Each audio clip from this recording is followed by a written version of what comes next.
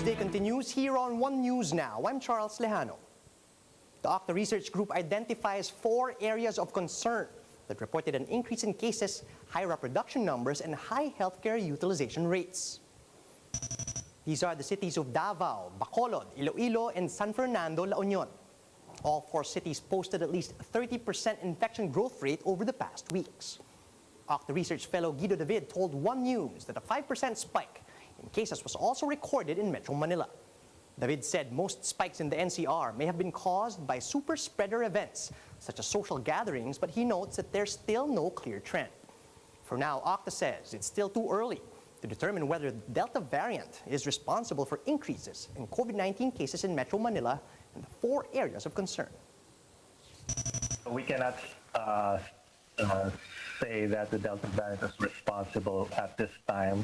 We don't have biosurveillance evidence that the Delta variant is spreading in the country. And also, based on the trends, we're not seeing a very fast increase that would be,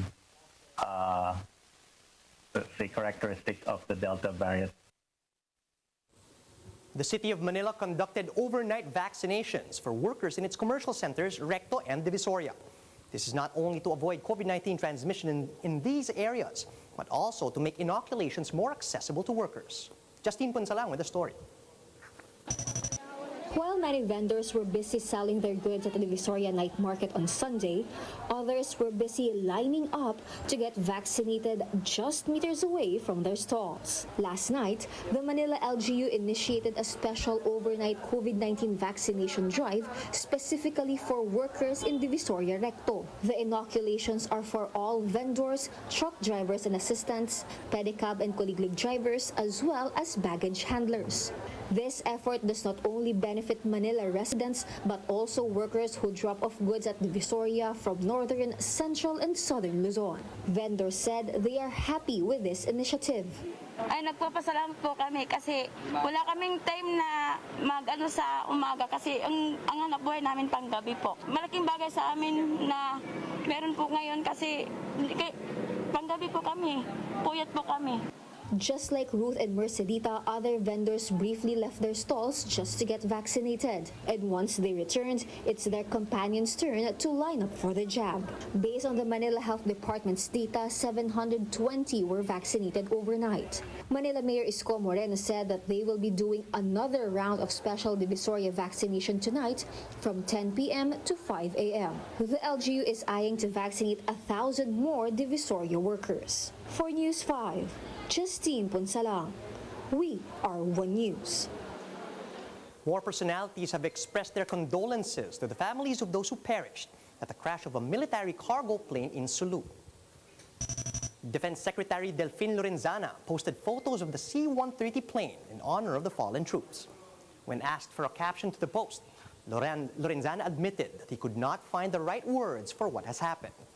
He added that we owe the soldiers a perpetual debt of gratitude for the, quote, supreme sacrifices. U.S. Defense Secretary Lloyd Austin III also conveyed his sincerest condolences to the Philippine government and the families of those lost in the crash in Sulu. In a Twitter post, Austin also said that the U.S. government will continue to provide assistance in response to the tragedy. A Philippine Coast Guard vessel successfully drove away 7 foreign fishing vessels off the vicinity of Marie Louise Bank in El Nido, Palawan on June 30. Of the 7, 5 were Chinese ships while 2 were Vietnamese. The PCG says the foreign vessels were monitored via radar and an automatic identification system. BRP Cabra radioed the vessels on Wednesday last week, informing them that they were within the Philippines' exclusive economic zone before asking them to disclose the names of their ships and their intentions for being in Philippine waters. The vessels eventually dispersed, and the PCG says Filipino fishermen near the Marie Louise Bank were also able to conduct normal fishing operations in the area with no untoward incidents at sea. Marie Louise Bank is part of the Kalayaan Island Group. Mayor Sara Duterte and former Defense Chief Gibot Teodoro met for the second time in Davao City on Saturday. This as Teodoro received his second dose of the COVID-19 vaccine in the city, despite not being a Davao resident. Duterte explained that when Teodoro first visited Davao last June 3, there was no plan for him to get vaccinated, but Mayor Sara herself suggested to do this to boost the vaccine confidence of her constituents. For his part, Gibo Teodoro said he could not say no to the mayor's request. And he also refused to talk about politics during his second visit to Davao for the year. There's a time for politics. It's not this time right now. I'm coming here to support the public vaccination program of the whole government, particularly city government of Davao. There is a solid message here na magpabakuna tayo. Let us trust our public health system. That is the overarching message, which is more important than anything else. The local hospitality sector near Taal faces yet another challenge with the volcano's continued unrest. JC Cosico tells us how the industry is coping in this report. This private resort in Barangay Kiling in Talisay, Batangas near the Taal Lake has no guests nor personnel. Its gates locked. Tao po. Tao po. All of its staff have already evacuated in anticipation of Taal's eruption. For protection na rin po ng tao kasi hindi po natin talaga mapipredict yung lagay ng vulkan. Maaring surprise, maaring may abiso galing sa P-box, pero siguro mas maganda na rin po yung handa. The resort canceled all its bookings for the month of July as a result of its temporary closure. Sabi ko naman po sa kanila, if ever mag-okay at bumaba yung level ng vulkan, maybe matuloy sila. Pero sabi ko, aabisuhan ko na rin po sila. It was only in May this year when the hotel reopened to tourists following the volcano's eruption and the onset of the COVID-19 pandemic in 2020. No one can tell when they'll be able to bounce back from their losses. Sa ngayon, hindi ko po masabi kasi nakikiramdam din po kami. Ma'am, so paano po yung mga staff niya, ma'am? Wala po. Hindi po pumapasok. This resort in Barangay Banga, however, remains open but is still not frequented by guests. But its manager said around 10 bookings for this week have also been canceled by vacationers. Sabi nila, hindi naman na kami tutuloy dahil syempre, kahit sino naman, syempre, ng mga taga rito nga umaalis, hindi naman pupunta dito, gano'n. Iyon, natatakot din sila. Tourism activities like boat rides have also been suspended since last year. Paano malaking kabawasan, ma'am? Talaga Wala nang nagpunta sa island, gano'n. Syempre, kabawasan din yung sakita namin. There are around 30 resorts in Talisay, Batangas, but only around 5 were allowed to operate under the current quarantine guidelines. Kailangan namin sumunod ang dato ng P-box dahil ito ay para sa kaligtasan ng lahat. Sa boating kasi hindi natin ma-predict kung kailan talaga siya sasabog. Then ang pinangambahan din namin is yung pagtataas ng sulfur dioxide. The LGU said evacuation plans are in place should Taal's unrest intensify, even though they are not yet gravely affected.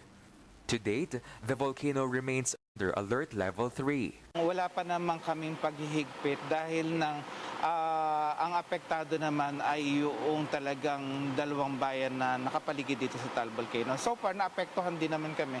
Pero yung hindi ganong kalala yung sulfur dioxide na dumaan dito sa bayan ng Talisay. Local officials are calling on residents to remain alert amid Taal's unrest. For News 5, JC Cosico, We Are One News. Meanwhile, the nursing licensure exam pushed through this weekend after several delays due to the COVID-19 pandemic. At the same time, examinees are hoping that the government will finally provide better compensation and benefits for nurses nationwide. Camille Samonte with the story. After several postponements due to COVID-19, the nursing licensure examination has finally pushed through. One examinee even brought her dog outside the San Beda University in Menjola, Manila, saying that this was her lucky charm. She hopes to make it to the top this year as she had to enroll to a review center twice because of the delay. Hassle na talaga. Kasi parang, syempre yung anxiety din, tapos yung time, syempre resource din naman yung time, diba? So yun parang, nasasayang yung time na sana trinabaho namin na, as healthcare workers na din para sa front line. While some ruled the lost time, there were also aspiring nurses who believed this worked in their favor. Naging advantage yun sa akin kasi mas marami akong naging time para mag-review. Most of the nursing graduates have chosen to work abroad and in other industries because of meager compensation and benefits. Despite this, some of them are still willing to serve in the country to augment the health workforce battling the COVID-19 pandemic. Ngayon, kailangan talaga ng Pilipinas ang mga nurses kasi talagang ubos na yung mga frontliner natin ngayon.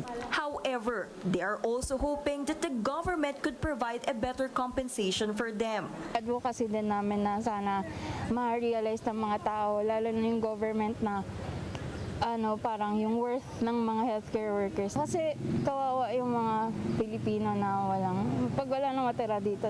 According to the Professional Regulation Commission, more than 7,000 nursing graduates took the board exam this weekend. Another round will be held in November this year. For News 5, Camille Samonte, we are One News. And those are the top stories at this hour. Join us later at 12 noon as we continue to monitor the day's biggest stories. You can also catch One News on Signal Play. Just register for a free account at www.signalplay.com so you can stream One News live anytime and anywhere. I'm Charles Lejano. Mask on, wash hands, and stay safe, Philippines. We are One News.